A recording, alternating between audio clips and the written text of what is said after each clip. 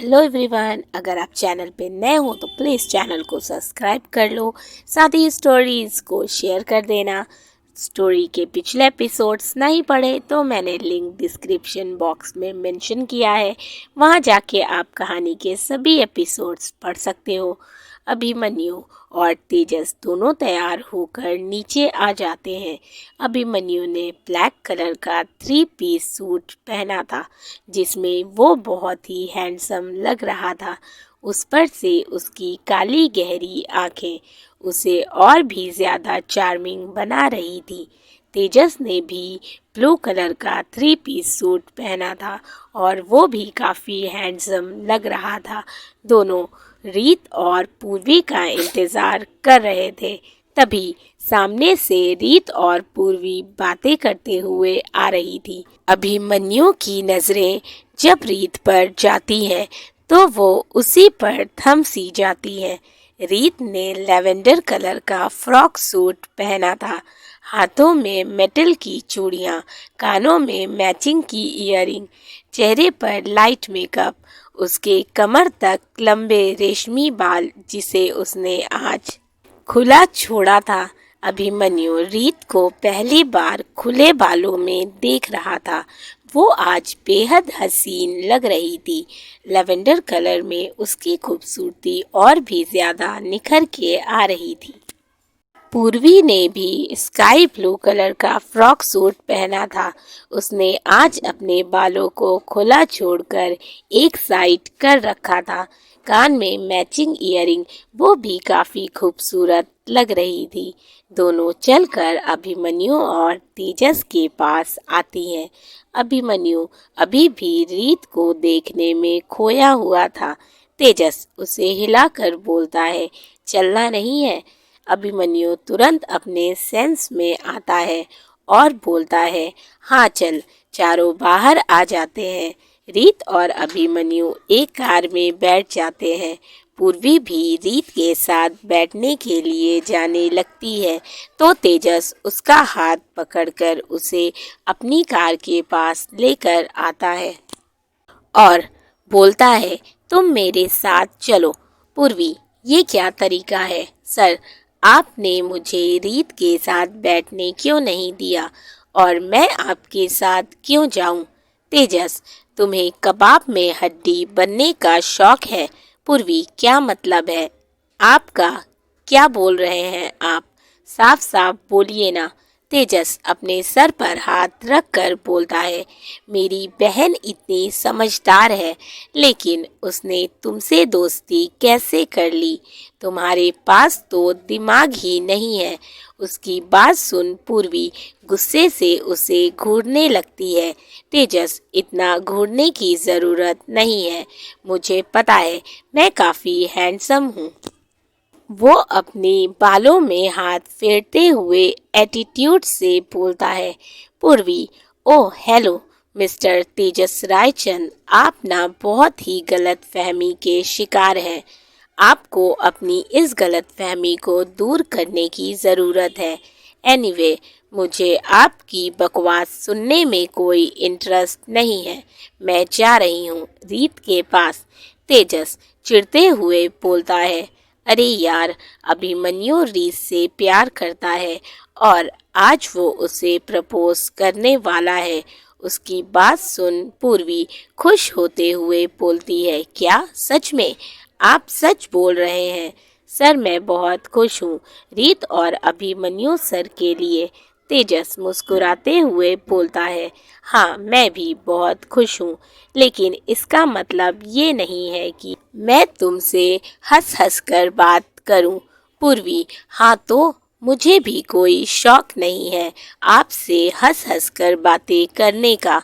तेजस अपने गुस्से को शांत करता है और कार में बैठ जाता है तो पूर्वी भी मुंह बनाकर कार के अंदर बैठ जाती है और दोनों वहां से निकल जाते हैं। रीत अभिमन्यु से पूछती है, सर तेजस भाई और पूर्वी हमारे साथ क्यों नहीं आए? अभिमन्यु ड्राइव करते हुए बोलता है, क्यों, तुम्हें मेरे साथ चलने में कोई प्रॉब्लम है? रीत, नहीं सर, ऐसी बात नहीं है। मैं तो बस ऐसे ही पूछ रही थी। उसे ऐसे नर्वस होता देख अभिमन्यु मुस्कुराते हुए बोलता है, मैं तो बस मजाक कर रहा था। उसे मुस्कुराता देख रीत तो उसकी मुस्कुराहट में खो सी जाती है। उसे ऐसे खोया देख अभिमन्यु बोलता है, वैसे तुम पूछोगी नहीं कि हम कहाँ जा रहे हैं? रीत अपने सेंस में आते हुए बोलती है, हाँ हाँ, वो मैं भूल गई थी, सॉरी। हम कहाँ जा रहे हैं? अभिमन्यु, इतना वेट किया है तो थोड़ा और वेट कर लो, खुद पता चल जाएगा। तब वो कुछ नहीं बोलती और थोड़ी देर में दोनों पहुंच जाते हैं। अभिमन्यु कार से बाहर आता है और रीत की साइड का दरवाज़ा खोलकर अपना हाथ उसकी तरफ बढ़ाता है। रीत उसे देखने लगती है तो वह मुस्कुराते हुए उसे हाथ थामने का इशारा करता है। रीत उसके हाथ पर अपना हाथ रखती है और गाड़ी से बाहर आती है। सामने देखकर उसकी आंखें हैरानी से बड़ी हो जाती हैं, क्योंकि सामने बहुत ही खूबसूरती से उसका और अभिमन्यु का नाम लिखा हुआ था। पूरी जगह को फूलों और लाइटिंग से डेकोरेट किया गया था। अभिमन्यु रीत का हाथ थामे आगे बढ़ रहा था। रीत भी उसके साथ साथ चल रही थी। रास्ते में गुलाब की पंखुड़ियां बिछी हुई थी। रीत उस जगह की खूबसूरती में खो सी गई थी। अभिमन्यु उसे टेबल के पास लेकर आता है और उसके लिए चेयर पुल कर उसे बैठने को बोलता है। उस खूबसूरत जगह में एक बहुत ही खूबसूरत राउंड शेप का टेबल था, जिसके ऊपर बहुत ही अच्छे से डिज़ाइन की हुई छतरी स्टाइल की छत बनी हुई थी, जो इस जगह को और भी ज़्यादा खूबसूरत बना रही थी। इस जगह को देखकर रीत बहुत खुश थी, क्योंकि वो जगह सच में बहुत ही अट्रैक्टिव थी। वहाँ सिर्फ 2 लोगों के लिए कैंडल लाइट डिनर डेट का इंतज़ाम किया हुआ था। अभिमन्यु बड़े ही प्यार से उसे देख रहा था। रीत अपनी पलकें झुकाकर बैठी थी। तुम्हें ये जगह कैसी लगी? अभिमन्यु रीत की तरफ देखकर बोलता है, रीत बहुत ही खूबसूरत है सर। मैंने पहली बार इतनी खूबसूरत जगह देखी है। टेबल पर कई तरह की डिशेस लगी हुई थी, जिसे देखकर रीत बड़ी ही मासूमियत से अपनी पलकें झपकाते हुए बोलती है, सर क्या हम लोग इतना सारा खाना अकेले खाएंगे? तेजस भाई और पूर्वी क्यों नहीं आए हमारे साथ? उसकी मासूमियत देखकर अभिमन्यु के फेस पर स्माइल आ जाती है। वो मुस्कुराने लगता है। रीत हैरानी से उसकी तरफ देखकर बोलती है, सर आप मुस्कुरा क्यों रहे हैं? मैंने कोई जोक थोड़ी ही ना मारा है।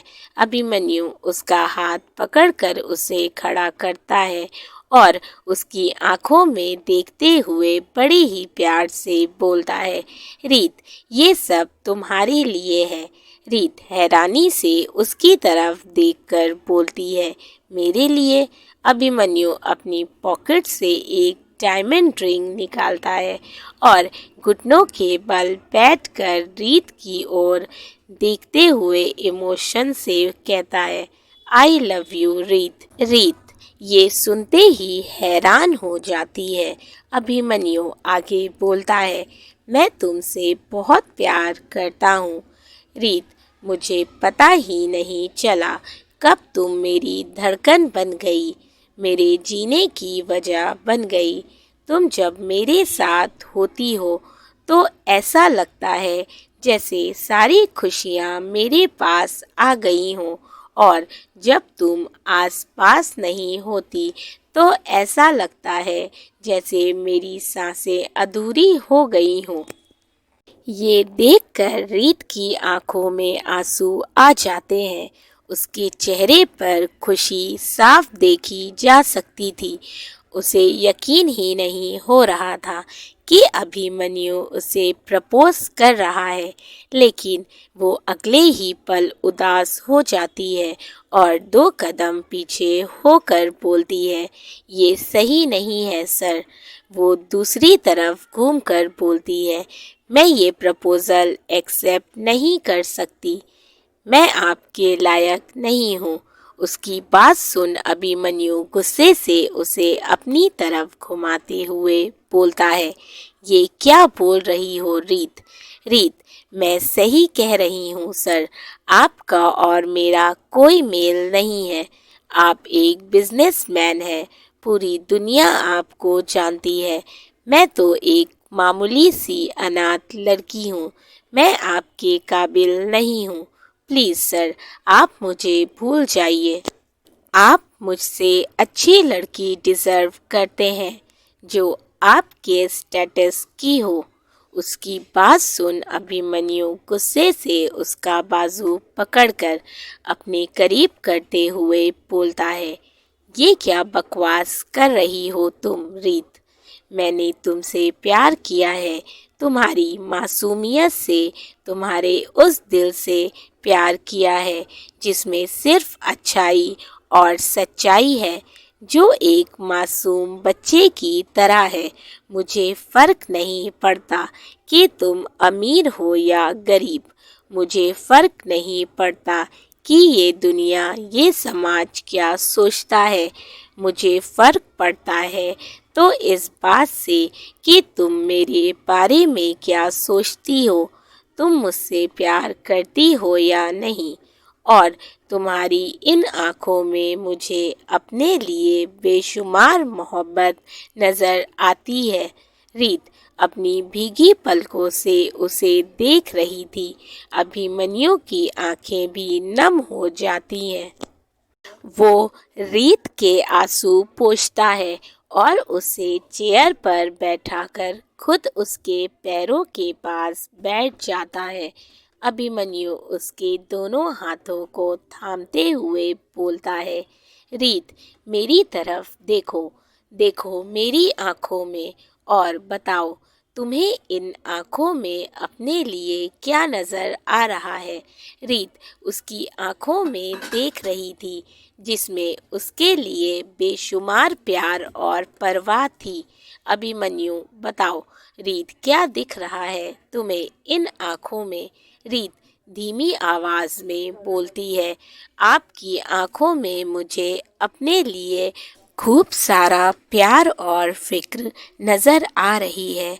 अभिमन्यु मुस्कुराते हुए बोलता है, तो क्या अब तुम बोलोगी कि तुम मेरे काबिल नहीं हो? रीत कुछ नहीं बोलती। अभिमन्यु, तुम्हारी ये खामोशी बता रही है कि शायद मेरे ही प्यार में कोई कमी रह गई होगी जो तुम मुझसे प्यार नहीं कर पाई।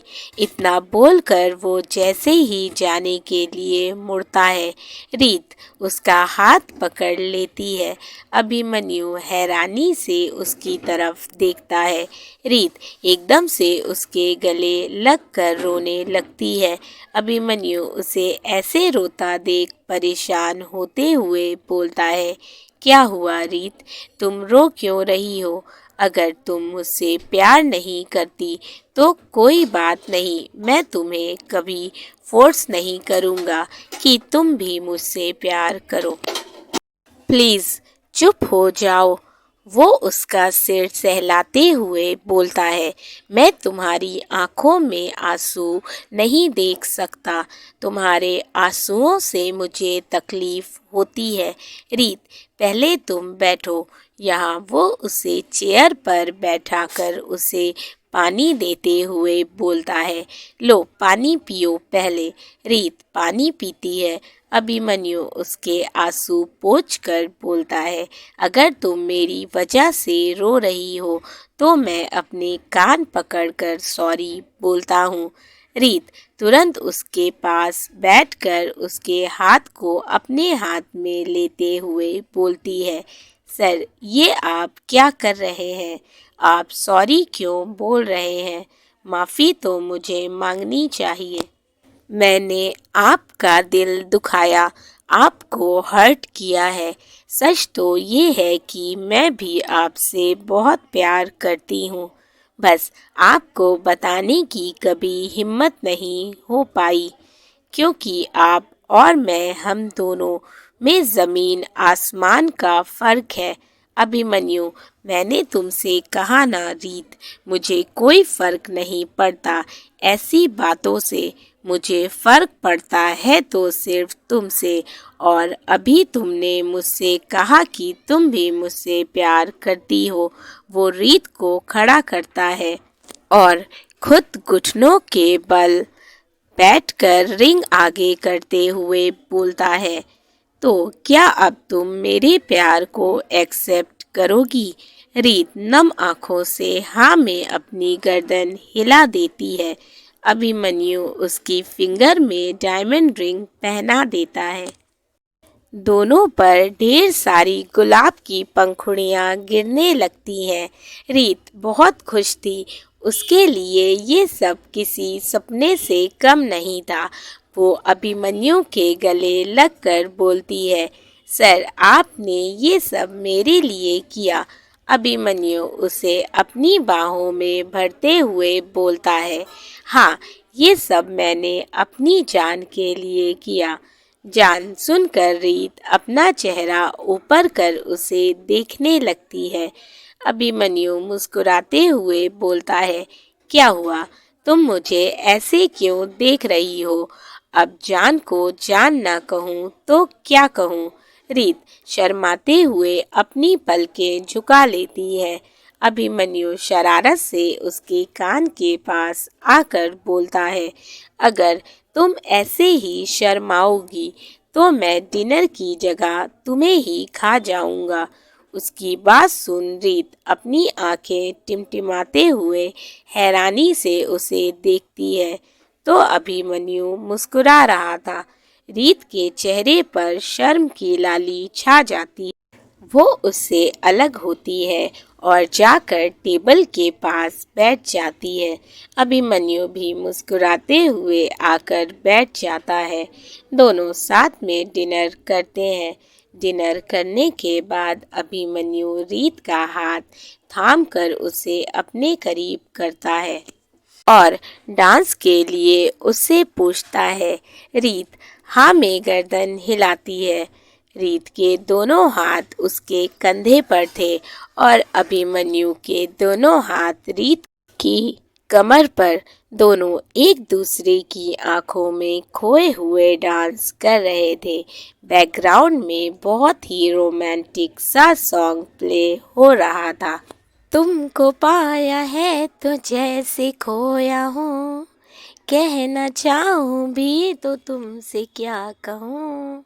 किसी ज़बां में भी वो लफ्ज़ ही नहीं कि जिनमें तुम हो क्या तुम्हें बता सकूँ।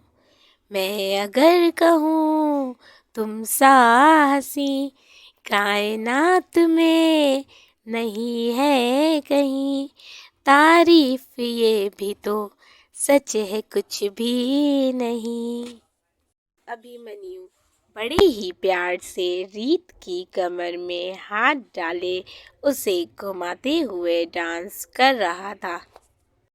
तुम हुए मेहरबां तो है ये दास्तां, अब तुम्हारा मेरा एक है कारवां, तुम जहाँ मैं वहाँ। अगर मैं कहूँ हम सफ़र मेरी अप्सरा हो तुम या कोई परी। तारीफ ये भी तो सच है कुछ भी नहीं।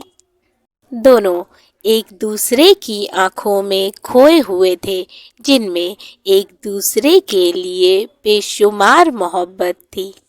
मैं अगर कहूँ तुम सा हंसी कायनात में नहीं है कहीं।